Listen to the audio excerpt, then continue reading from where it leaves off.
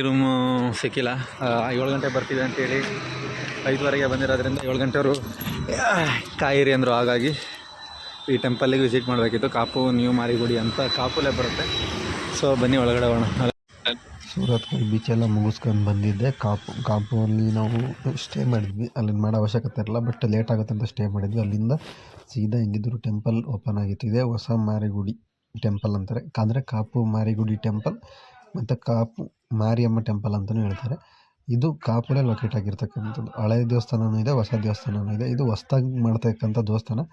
But ಈಗ ಸ್ವಲ್ಪ rush ಕಮ್ಮಿ ಇದ್ದಾರೆ. ಮುಂದಕ್ಕೆ ತುಂಬ ರಶ್ ಆಗ್ಬೋದು ಅಂತ ನನ್ನ ಅನಿಸಿಕೆ. ಯಾಕಂದರೆ ಅಷ್ಟು ಚೆನ್ನಾಗಿದೆ ದೇವರು, ಅಷ್ಟು ನಂಬಿಕೆನೂ ಇದೆ.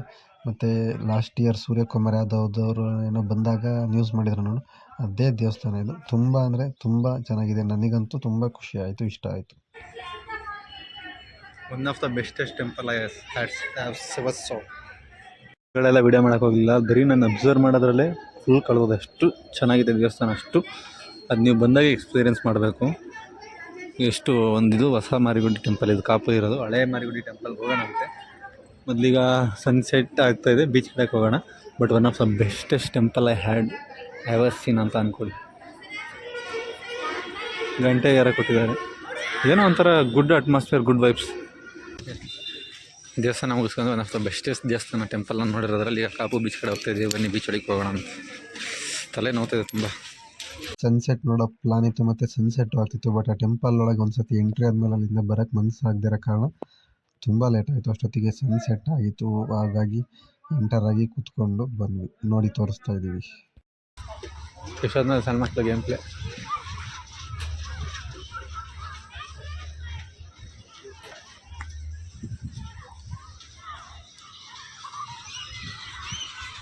ಎಲ್ಲ ಇದಿದೆ, ಬಟ್ ನಮಗೆ ಈ ಥರ ಎಲ್ಲ ಜನ ಇದ್ದರೆ ಒಂದು ಸ್ವಲ್ಪ ಇಷ್ಟ ಆಗೋಲ್ಲ. ಅದಕ್ಕೆ ಸೂರತ್ಕಲ್ ಬೀಚಿಗೆ ಹೋಗಿ ಬಂದಿದ್ದು.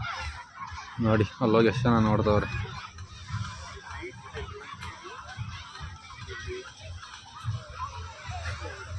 ವಾಚ್ ಟವರ್ ಅಂತ ಮರ್ತೇ ಹೋಯ್ತು ಅದು ಹೆಸರು. ಅದೇನಂತ ಕರೀತಾರೆ ಅಂತ. ಸೈರನ ಏನೇನೋ ಗೊತ್ತಿಲ್ಲ. ಕ್ಯಾಮಲ್ ಇದೆ, ಮಕ್ಕಳ ಆಟ ಸಾಮಾನೆಲ್ಲ ಇದೆ.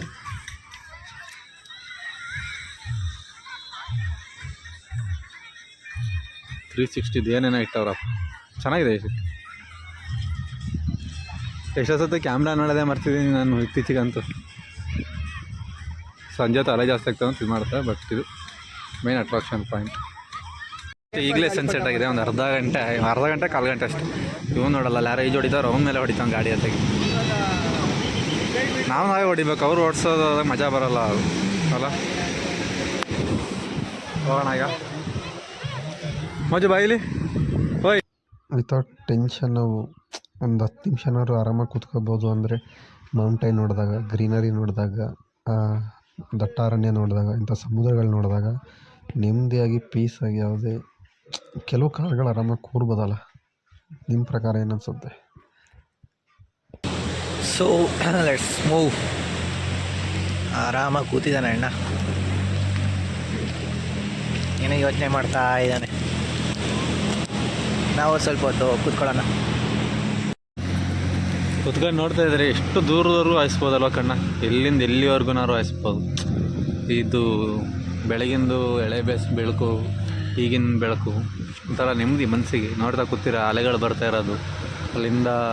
ಅಷ್ಟು ಎಲ್ಲಿವರೆಗೂ ಕಣ್ಣು ಹಾಯಿಸಿರೋ ಅಲ್ಲಿವರೆಗೂ ಹೋಗ್ತಾಯಿದೆ. ಅದು ಒಂಥರ ಗೋಧುಳಿಯಿಂದ ಬರ್ತಕ್ಕಂಥ ಬೆಳಕು, ಸನ್ಸೆಟ್ ಆಗಿರೋದು. ಈಗ ಈ ಕಡೆ ಲೈಟ್ ಹೌಸ್ ಇವೆಲ್ಲ ಬಿಡಿ, ಎಂಡ್ ಆಫ್ ದ ಡೇ ನಾವು ಇಲ್ಲಿವರೆಗೂ ಏನು ನೋಡಿದ್ರು ಎಷ್ಟು ಮನಸ್ಸಿಗೆ ಗುರು ಆಗ್ತದೆ ಅಂದರೆ, ಮತ್ತು ಮನೆಗೆ ಬರೋ ಅದೇ ತಲೆ ಬಿಸಿ ಆಗ್ತದೆ, ಅದು ಬೇರೆ ವಿಚಾರ. ಬಟ್ ಇಲ್ಲಿ ನೋಡಿ, ಎಲ್ಲಿಂದ ಎಲ್ಲಿವರೆಗೂ ನೋಡಿದ್ರು ಅದು ವಿಶಾಲವಾಗಿ ಕಣ್ಣಿಗೆ ಎಷ್ಟು ಕಾಣುತ್ತವೆಲ್ಲ, ಎಷ್ಟು ಚೆಂದ ಕಾಣುತ್ತಲ್ಲ. ಸೊ ಇಲ್ಲಿಗೆ ಈ ವಿಡಿಯೋ ಲಾಗ್ ಎಂಡ್ ಆಗ್ಬೋದು ನನ್ನ ಪ್ರಕಾರ. ಇಲ್ಲ ನಾಳೆ ಏನಾರ ಇನ್ನೊಂದು ಪ್ಲಾನ್ ಇದೆ, ಅಲ್ಲಿಗೆ ಎಕ್ಸ್ಟೆಂಡ್ ಆದರೆ ಅದು ಕಂಟಿನ್ಯೂ ಆಗುತ್ತೆ. ಅದರ್ವೈಸ್ ಇಲ್ಲಿಗೆ ಎಂಡ್ ಆಗುತ್ತೆ. ಇಲ್ಲಿಂದ ಸೀದಾ ಹೋಗಿದ್ದೆ ರೂಮಿಗೆ ಅಷ್ಟೇ ಇರೋಕ್ಕೆ. ಬಟ್ ಹೆವಿ ತಲೆನೋವು ಇರೋದ್ರಿಂದ ನಾನು ಏನೇನು ಮಾತಾಡ್ತೀನಿ ಅಂದ್ಕೊಂಡಿದ್ದೆ ಎಲ್ಲ ತಲೆ ಕೆಟ್ಟೋಯ್ತು. ಒಟ್ಟು ಬಜೆಟ್ಟು ಆಯಿತು, ಇಬ್ಬರಿಂದ ಒಂದು 4-5 ಸಾವಿರ ಆಯಿತು. ಈಗ ಬೀಚಲ್ಲಿ ಹಂಗೆ ಸುಮ್ಮನೆ ಒಂದು ವೀಡಿಯೋ ಮಾಡ್ಕೊಂಡು ನೈಟ್ ಆಗಿತ್ತಲ್ಲ ಅಂತ ರೂಮ್ ಕಡೆ ಹೋದ್ವಿ. ನೋಡಿ ರೂಮ್ ನೋಡಿ. ಈಗ ಸ್ವಲ್ಪ ಎಕ್ಸ್ಪ್ಲೈನ್ ಮಾಡಬೇಕು, ಏನೇನೆಲ್ಲ ಹೋಗಿದ್ದು ಅದು ಮಾಡ್ಕೊಂಡೆ.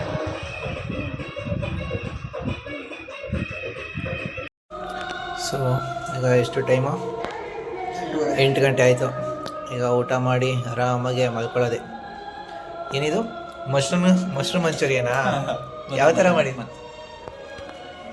ಏನೋ ಹೇಳ್ತಿದ್ದಲ್ಲ, ಏನೋ ಹೇಳ್ತಿದ್ದಲ್ಲ. ಮಾಮೂಲಿ ಮಶ್ರೂಮ್ ಮಂಚೂರಿಯನ್ ಕೊಡಿ ಅಂದ್ರೆ ಅವ್ರು ಡ್ರೈ ಫುಲ್ ಡ್ರೈ ಕೊಡ್ತಾರೆ ಅಂದ್ಬಿಟ್ಟು ನಾನು ಗ್ರೇವಿ ಒಂದು ಸ್ವಲ್ಪ ಸಾಫ್ಟ್ ಆಗಿ ಮಾಡಲಿ ಅಂತ. ಗ್ರೇವಿ ಕೊಟ್ಬಿಡೋದು. ಹೌದಲ್ಲ? ಓಕೆ, ಏನೇನು ಮಾಡೋಂಗಿಲ್ಲ. ಮೆತ್ತಗಾಗುತ್ತೆ ತಿನ್ಬೇಕು. ಕ್ರಂಚಿ ಕ್ರಿಸ್ಪಿ ಆಗಿರ್ಲಿ ಅಂತ ನಾನು ಅನ್ಕೊಂಡೆ. ನೋಡ್ಬೇಕು ಹೆಂಗಿದೆ ಅಂತ. ಸೊ ಇದು ವೆಜ್ ಬಿರಿಯಾನಿ. ತುಂಬ ಹಸುವಾಗ್ತಾ ಇದೆ, ಊಟ ಮಾಡೋಣ. ಫ್ರೈಡ್ ರೈಸ್ ಕಣಪ್ಪ. ವೆಜ್ ಫ್ರೈಡ್ ರೈಸಾ? ಇಲ್ಲಿಂದ ಬೆಳಗ್ಗೆ ಎದ್ದೋಗಿದ್ದೆ ಕಾಪು ಹಳೆ ಮಾರಿಯಮ್ಮ ಟೆಂಪಲ್ಗೆ. ಇದೆ ಹಳೆ ಮಾರಿಯಮ್ಮ ಟೆಂಪಲ್ ಇರ್ಬೋದು. ಟಲ್ಲಲ್ಲೇ ಇದ್ದಾವೆ, ರೋಡ್ ಸೈಡ್ ಇದೆ. ಒಂದು ಸ್ವಲ್ಪ ಇದು ಒಳಗಡೆ ಹೋಗಬೇಕು, ಅದು ರೋಡ್ ಸೈಡ್ ಇದೆ. ನೋಡ್ತಾ ಇದ್ದಾರಲ್ಲ, ಇದೆ ಕಾಪು ಮಾರಿಗುಡಿ. ಬಟ್ ಇಲ್ಲಿ ಯಾರು ಪೂಜಾರು ಇಲ್ಲ. ಒಂದು ಸ್ವಲ್ಪ ಏನೋ ಭಿನ್ನ ಆಗಿದೆ ಅಂತ ಏನೋ ಹೇಳ್ತಾಯಿದ್ರು, ಮತ್ತೆ ರಿಬಿಲ್ಡ್ ಮಾಡಬೇಕು ಅಂತ. ಸೊ ನೋಡ್ತಾ ಇದ್ದೀರಲ್ಲ, ಇದೆ ಕಾಪು ಮಾರಿಗುಡಿ ಟೆಂಪಲ್ ಹಳೆದು. ಸೇಮ್ ಆ್ಯಸ್ ಇಟ್ ಇಸ್ ಇದೆ, ಬಟ್ ಅದು ನ್ಯೂ ಲುಕ್ ಇದೆ, ಓಲ್ಡ್ ಲುಕ್ ಇದೆ. ಅಲ್ಲಿಂದ ಸೀದಾ ರೂಮಿಗೆ ಹೊರಟಿ ಅಲ್ಲಿಂದ ಹೊರಟ್ರಿ ನಾವು ಉಡುಪಿ ಕಡೆಗೆ.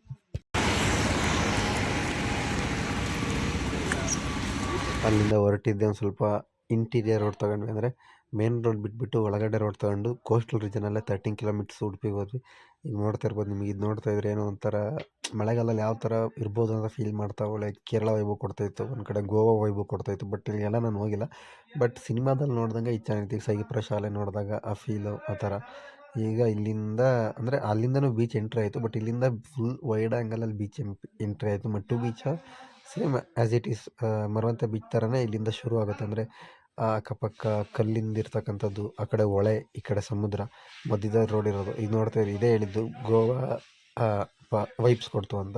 ಸೊ ಇಲ್ಲೆಲ್ಲ ಈಗ ರೆಸ್ಟೋರೆಂಟ್ಸ್ ಅದು ಇದು ಕಟ್ಕೊಂಡು ಒಳ್ಳೆ ಇದು ಮಾಡ್ತಾಯಿದ್ದಾರೆ.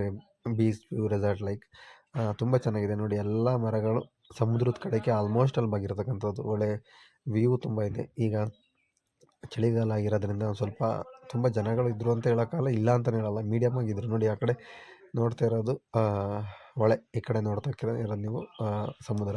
ಈಗ ಏನು ನೋಡ್ತಾ ಇದ್ದೀರಾ, ಇವೆಲ್ಲ ರೆಸಾರ್ಟ್. ಈಗ ಬೀಚ್ ವ್ಯೂ ರೆಸಾರ್ಟ್ ಥರ ಬಿಲ್ಡ್ ಆಗ್ತಾ ಇದೆ.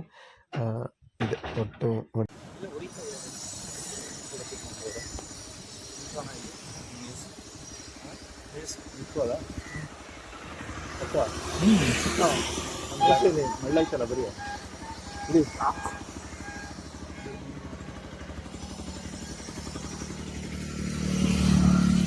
ಮಟ್ಟು ಬೀಚಿಗೆ ಬಂದ್ವಿ. ಈ ಕಡೆ ನದಿ ಹರಿತಾ ಇದೆ, ಈ ಕಡೆ ಸಮುದ್ರ.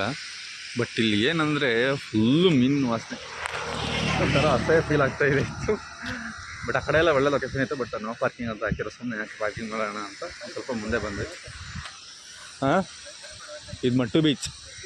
ಮತ್ತು ನನಗೆ ಕನ್ಫ್ಯೂಷನ್ ಆಗ್ತೈತೆ, ಮರವಂತೆ ಮೇನ್ ರೋಡಲ್ಲಿ ಇದೆ, ಇಲ್ಲ ಇದೇನಾ ಅಂತ. ಬಟ್ ಮಟ್ಟು ಬೀಚ್ ಅಂತ ಗೂಗಲಲ್ಲಿದೆ, ಅಷ್ಟೊಂದು ನನಗೂ ಸರಿಯಾಗಿ ಗೊತ್ತಿಲ್ಲ. ಪ್ರೀ ವೆಡ್ಡಿಂಗ್ ಫೋಟೋಶೂಟ್ ಎಲ್ಲ ಮಾಡ್ತಾವ್ರು ಇಲ್ಲಿ. ಸಮುದ್ರದ ಅಲೆಗಳಿಗೆ ನಿಮ್ಗೆ ಎಷ್ಟು ಹೇಳ್ತಾ ಇದೆ ಗೊತ್ತಿಲ್ಲ ನೋಡಿ. ಅಲ್ಲ ತುಂಬ ಜನ ಇರೋರು, ಡೆಡ್ ಆ್ಯಂಡ್ ಅಲ್ಲಿವರೆಗೂ ಈ ಥರನೇ ರೀಸನ್ ಕ್ರಿಯೇಟ್ ಮಾಡಿರೋದು. ಅಲೆಗಳು ಬಂದು ಹೊಡೆಯುತ್ತೆ ಅನ್ನೋ ರೀಸನಿಗೆ ಬಂಡೆ ತುಂಬ ಹಾಕಿರೋ ಅನ್ಸುತ್ತೆ. ಬನ್ನಿ ಫುಲ್ಲು ಅಲ್ಲಿವರೆಗೂ ಹೋಗ್ಬಿಟ್ಟು ನೋಡೋಣ.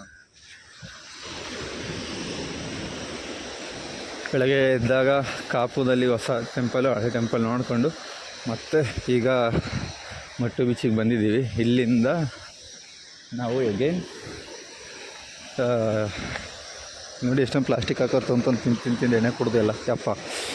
ಇಲ್ಲಿಂದ ಉಡುಪಿಗೆ ಹೊರಟು, ಉಡುಪಿಯಿಂದ ಪಡುಬಿದ್ರೆ ಟು ಮೂಡುಬಿದ್ರೆನ ಪಡುಬಿದ್ರೆನ ಬರುತ್ತಲ್ಲ, ಹಾಸನಕ್ಕೆ ಹೋಗೋದಷ್ಟೇ. ಸನ್ನು ಫುಲ್ ಮೇಘ ಬಂದಿದೆ. ಈಗ ಒಂದು 2-3 ಫೋಟೋ ತಗೊಂಡು ಹೋಗೋದಷ್ಟೆ. ಬಟ್ ಅಲ್ಲಿ ಆ ಕಡೆ ಒಂದು ಲೊಕೇಶನ್ ಇತ್ತು, ಅಲ್ಲಿ ಪಾರ್ಕಿಂಗ್ ಇಲ್ಲಲ್ಲ, ಅವಾಗ ಅಲ್ಲಿ ಹೋಗೋಕ್ಕಾಗಿಲ್ಲ, ಚೆನ್ನಾಗಿರಲ್ಲ. ಅಲ್ಲಿ ಎಲ್ಲರೂ ಫುಲ್ ಪ್ರೀ ವೆಡ್ಡಿಂಗ್ ಫೋಟೋಶೂಟ್ಗೆ ಬರೋದು.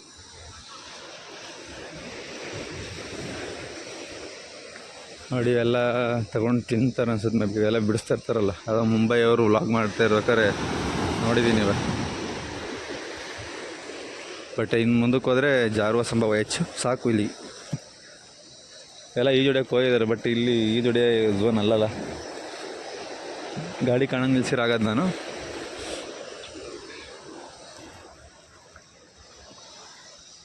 ಟೋಪಿ ಕನ್ನಡಕ ಅಲ್ಲೇ ಬಿಟ್ಟು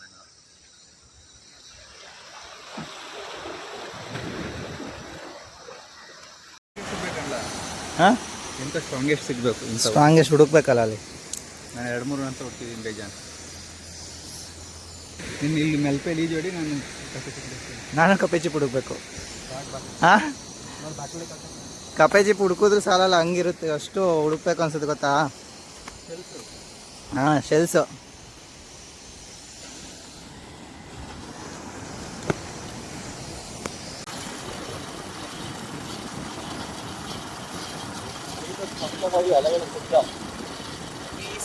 ಏನೋ ನನಗೆ ಬೀಚ್ನ ಮಳೆಗಾಲದಲ್ಲಿ ನೋಡೋಕ್ಕಂತ ಭಾಳ ಆಸೆ. ಯಾಕಂದರೆ ದೂರದಿಂದ ಮಳೆ ಬರ್ತಿರೋದು, ಇಲ್ಲಿ ಕುತ್ಕೊಂಡಾಗ ಅಲ್ಲೇ ಕಾತ್ರ ಜೋರು ಇರ್ತಾವಲ್ಲ, ಅವು ನೋಡೋಕ್ಕೆ ಚೆನ್ನಾಗಿ ಒಂದು ಲೊಕೇಶನ್ ಬರುತ್ತೆ ನೋಡಿ. ಇದನ್ನ ನೋಡಿದ್ರು ಅಷ್ಟೇ ಇಮ್ಯಾಜಿನ್ ಮಾಡ್ಕೊಂಡು ಅಷ್ಟೇ ಮಳೆಗಾಲದಲ್ಲಿ ಯಾವ ಥರ ಗ್ರೀನ್ ಆಗಿರ್ಬೋದು, ಆ ಸಮುದ್ರದ ಸೌಂಡು, ಮಳೆ ಸೌಂಡು, ಈ ಮರಗಳು, ಈ ರೋಡಲ್ಲಿ ಹೋಗ್ತಾ ಇದ್ದಾಗ ಆ ಫೀಲ್ ಒಂಥರ ಇಮ್ಯಾಜಿನ್ ಮಾಡ್ಕೊಂಡ್ರೆ ನನಗೇನೋ ಒಂಥರ ಖುಷಿ ಆಗುತ್ತೆ. ನಿಮಗೂ ಆ ಥರ ಯಾವಾಗ್ಲಾರು ಅನಿಸಿದ್ಯಾ ನೋಡಿ? ಜಸ್ಟ್ ಈಗಲೇ ನೀವು ಇಮ್ಯಾಜಿನ್ ಮಾಡ್ಕೊಳ್ಳಿ, ಈ ರೋಡಲ್ಲಿ ಮಳೆ ಬರ್ತಾ ಇರಬೇಕು, ಇಲ್ಲ ಅಥವಾ ಕಾರ್ ಮೋಡ ಕವಿದಿರ್ತಕ್ಕಂಥ ಸಂದರ್ಭದಲ್ಲಿ ನಾವು ಹಿಂಗೆ ಹೋದಾಗ ಆ ಕಡೆ ಸಮುದ್ರದ ಸೌಂಡು, ಎವ್ರಿಥಿಂಗ್ ಇಸ್ ಖುಷಿ ಆಗುತ್ತೆ. ಕೋಸ್ಟಲ್ ರೀಜನ್ ಅಂದರೆ ಬೀಚ್ ಸೈಡಲ್ಲೇ ರೋಡ್ ಇತ್ತು. ಆ ರೋಡಿಂದ ಬಂದು ಮಲ್ಪೆಗಲ್ಲಿ ಕನೆಕ್ಟ್ ಆಗಿ ಪಡುಕೋರೆಯಿಂದ ಸೀದಾ ಈಗ ಉಡುಪಿಗೆ ಬಂದು ತಲುಪಿದ್ದೀವಿ.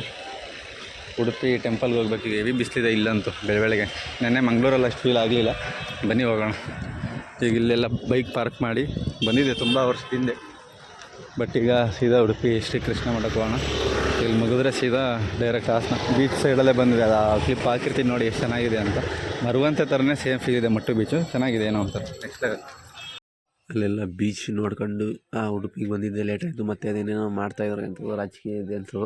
ಅಲ್ಲೊಂದು ಸ್ವಲ್ಪ ರಶ್ ಇರೋದ್ರಿಂದ ಒಂದು ಸ್ವಲ್ಪ ಅಲ್ಲೊಂದು ಅರ್ಧ ಗಂಟೆ ಟ್ರಾಫಿಕ್ ಆಯಿತು. ಹಾಗೆ ಅಲ್ಲಿಂದ ಹೊರಟಿದ್ದು ದೇವಸ್ಥಾನ ಥರ ಬಂದ್ವಿ.